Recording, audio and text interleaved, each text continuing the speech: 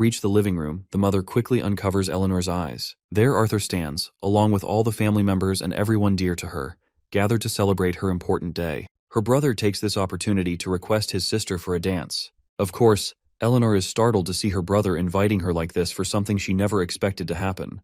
The father, on the other hand, quickly orders the musicians to let the rhythm fill the room. As soon as the music begins, so does the dance between brother and sister. Their performance is a sight to behold, leaving all the guests in awe and amazement. We also see another unexpected guest gracing the party, and it's Gideon. It seems even here this nerdy guy wants to discuss some serious business with Arthur. The scene then transitions to outside, where a carriage that screams royalty pulls up. And honestly, it wouldn't be surprising if the guest inside is Tessia. Though she doesn't leave the carriage, she's just here to drop off a gift. After all, today is Arthur's sister's moment to shine, and Tessia doesn't want to steal that spotlight.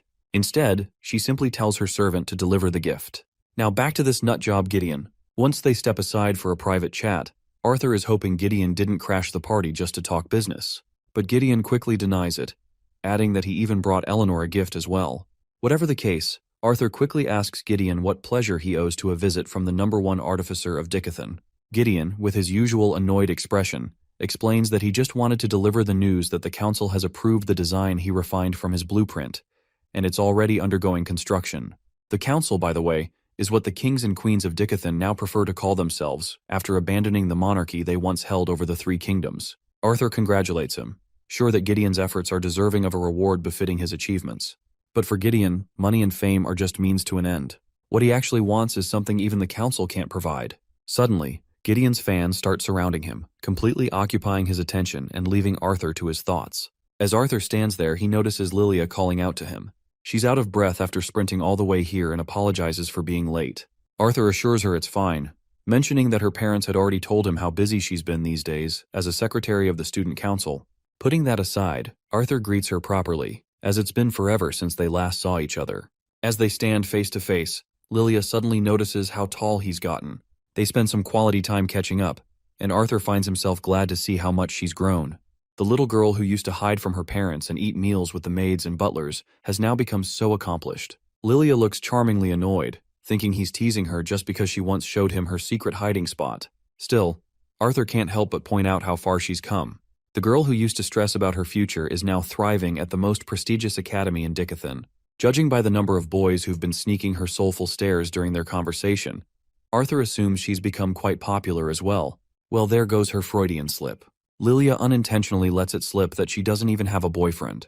But our boy doesn't catch on to what she's trying to imply. Instead, he cheerfully tells her that he'd be happy to critique and approve any boy she might bring home, though he makes it clear that he won't be any easier to please than her father. Of course, this devastates Lilia.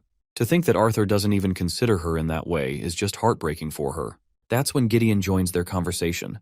Lilia quickly bows in respect to his senior and then excuses herself, walking away to give Arthur and Gideon some time alone. Gideon can't help but notice that he always seems to be surrounded by girls. Lilia, in particular, seems quite interested in Arthur, so he asks if Arthur doesn't plan on doing anything about it.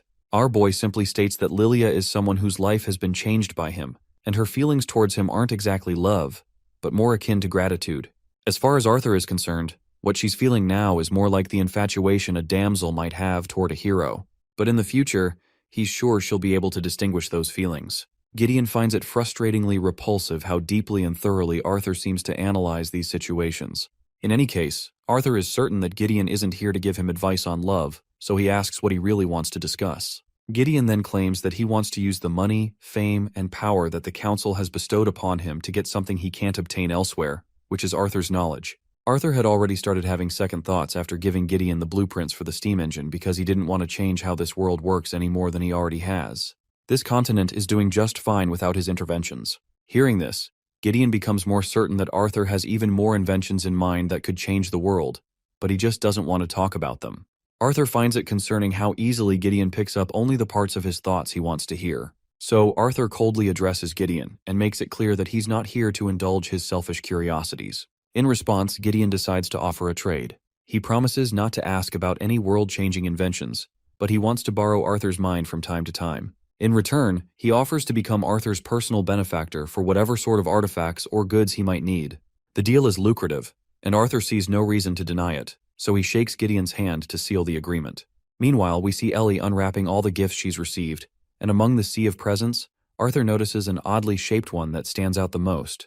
Ellie quickly unwraps it, and besides the gift, there's also a letter. As Arthur reads the letter, Ellie finds a bow and arrows inside, and the design looks very elven.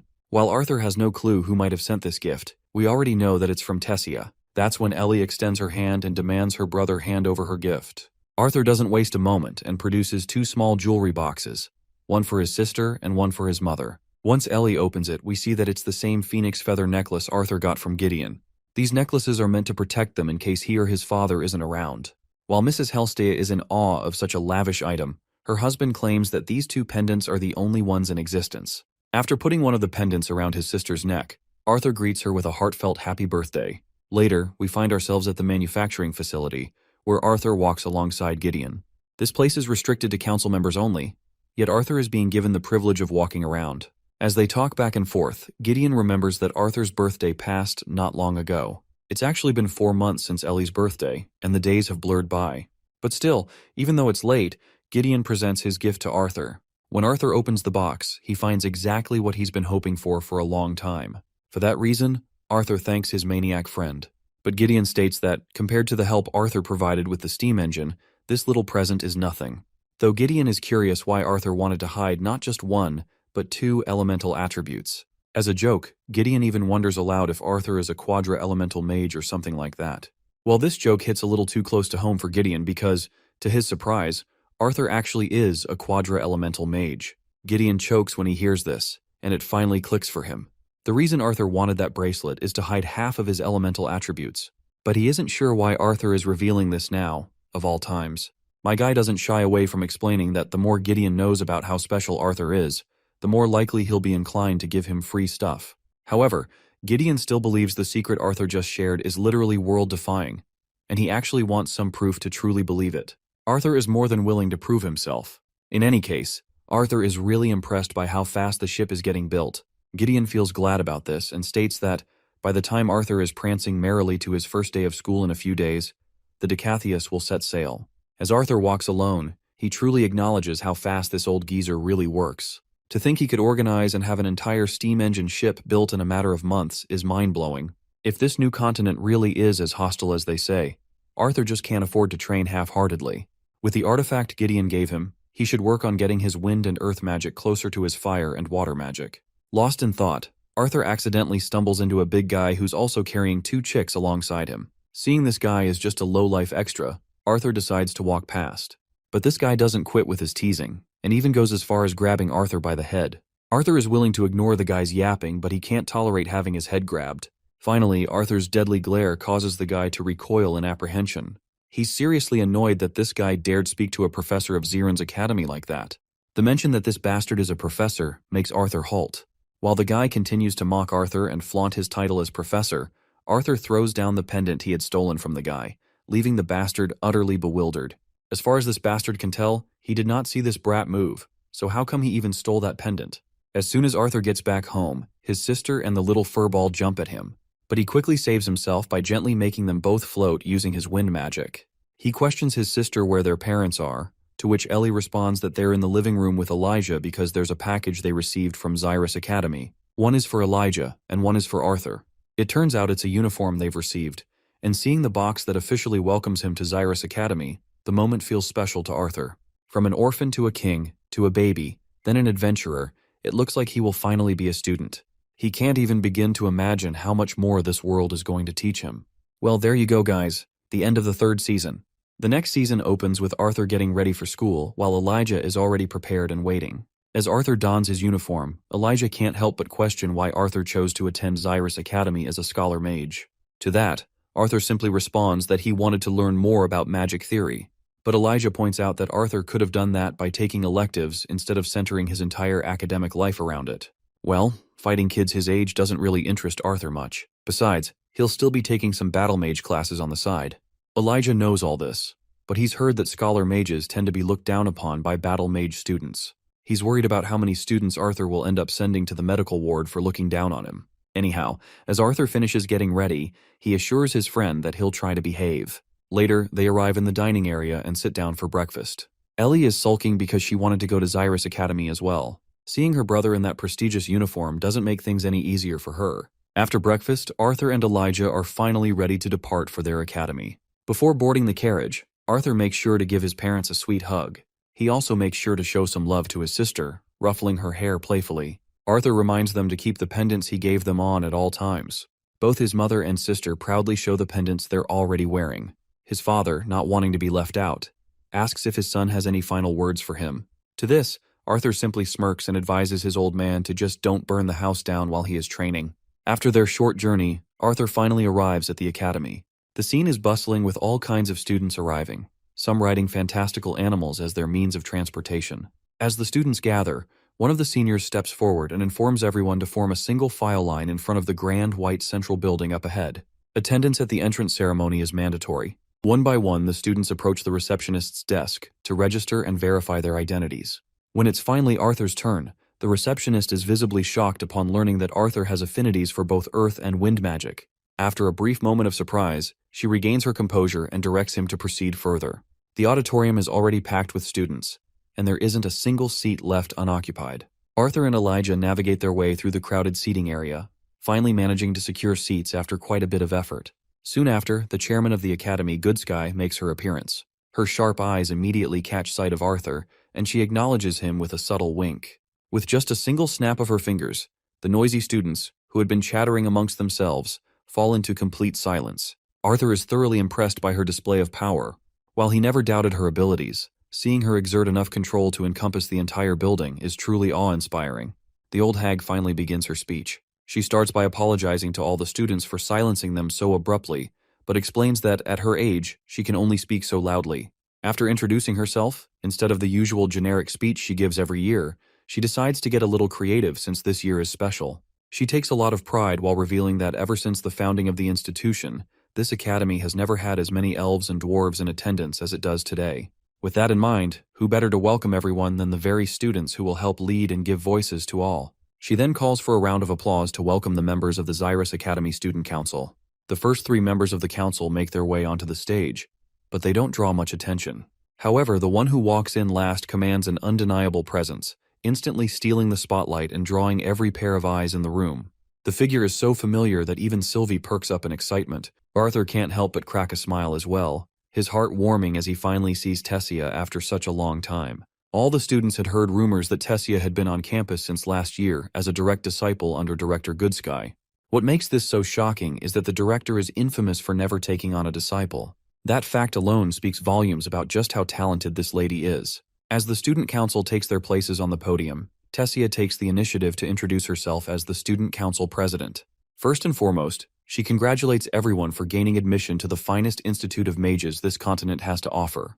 While she's a first year like the rest of them, she shares that she had the privilege of observing the academy for an entire year beforehand. During that time, she not only gained insight into the lessons and bonds formed within these grounds, but also witnessed the discrimination that scholar mages, in particular, have faced. She points out that if something as small as differences in uniforms can divide people, she worries about what differences in race might lead to. Standing before them as students of a new generation, Tessia implores them to cast aside the mindset of the older generation, a mindset that bred hostility among the different races. Just as the royal families have come together to form the council, everyone should do the same for the future of this continent. Everyone erupts into a round of applause at her energetic speech. Sylvie is also really happy to hear the speech and feels very proud of her mama. This, of course, catches Arthur off guard, wondering why Sylvie is calling her mama. Meanwhile, it looks like Elijah has been struck by love at first sight. Well, my guy isn't surprised to see Elijah in love because, to be fair, she does look too damn cute. After that long speech, all the students walk outside to catch their breaths. Suddenly, they notice some guys trying to bully a short dwarf about his height, and Elijah decides to step in. Seeing this, Arthur can't help but make a mental note about how Tessia is going to have a hard time cleaning out all the filth. The human Nicholas Dryle keeps mocking the dwarf. In response, the dwarf, Bronzen Boar, issues a duel to defend his pride and honor. Nicholas quickly accepts the duel, flashing the artifact on his uniform in order to confirm the duel. Seeing this, Arthur realizes that these school-issued artifacts can conjure barriers around their users for sanctioned duels. Well, that's a pretty interesting concept. As both contestants ready themselves, Elijah can be seen cheering for the dwarf, Bronzen Boar. Meanwhile, Arthur scans the 2 contestants and notices Nicholas is a dark red core, while Bronzen Boar is a black core augmenter. Bronzen Boar takes the lead, charging at his opponent, but Nicholas quickly uses earth magic to conjure dual blades of earth. This was quite awe-inducing for Elijah, as well as for Arthur. To be able to conjure earth like that as an augmenter, especially as a red core mage, shows not only natural talent, but also extensive training. Meanwhile, Bronzen Boar counters by using his giant axe to fend off the earth blades. At the same time, Nicholas tries to sneak behind his opponent for a surprise attack. But the dwarf reacts quickly, staying light on his feet and repels Nicholas right away. Nicholas lands back on his feet, and the smirk spreading across his face clearly says he's not done yet. Using a cheap tactic, Nicholas shoves debris into Bronzen Boar's eyes. While the poor guy is blinded by this sudden attack, Nicholas wastes no time and lands a decisive blow on his helpless opponent.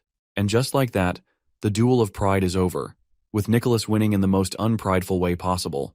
The duel is over since the barrier has vanished, but Nicholas doesn't seem to have any plans of stopping.